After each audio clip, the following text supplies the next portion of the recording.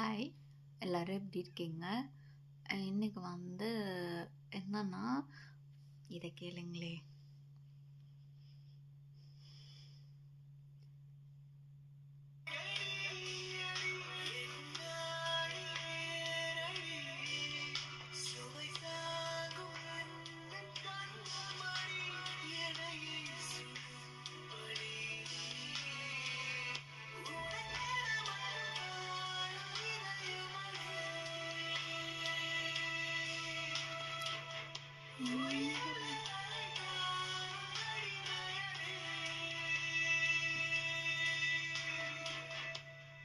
தேடும் இரவிலே உயிரே எதை தேடி அலைகிறாய்.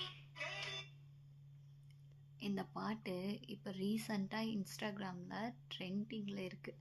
அதுக்கு காரணம் என்ன தெரியுமா? ஜிவி பிரகாஷும் சைந்தவியும் பிரிஞ்சிட்டாங்கல்ல.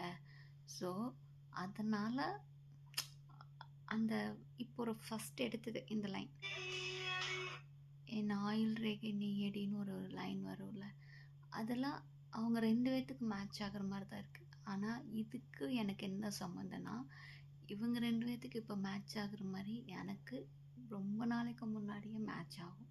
ஏன்னா நான் ஒரு விஷயம் அப்செட்டாக இருக்கேன், ஒரு விஷயம் என்னோடது தான், பட்டு அது எனக்கு இல்லை அப்படிங்கிறப்போ அந்த மாதிரி மூமெண்ட்டு வரப்போ இந்த சாங் தான் மோஸ்ட்லி நான் கேட்பேன். அது ரொம்ப பெயினாக இருக்கும் அந்த லைனே. அந்த ஃபுல் சாங்குமே அப்படியே நைட் டைமில் கேட்குறப்ப வருமே ஒரு பெயின், சொல்ல முடியாத அளவுக்கு.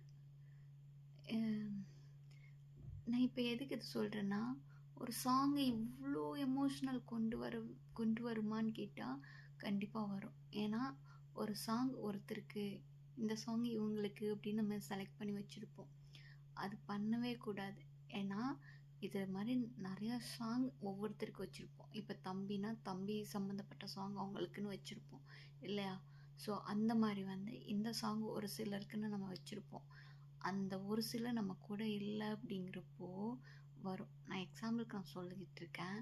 ஸோ அந்த மாதிரி இந்த சாங் எனக்கு ரொம்ப பெயின்ஃபுல்லான சாங். நான் ரொம்ப இந்த சாங் இன்னைக்கு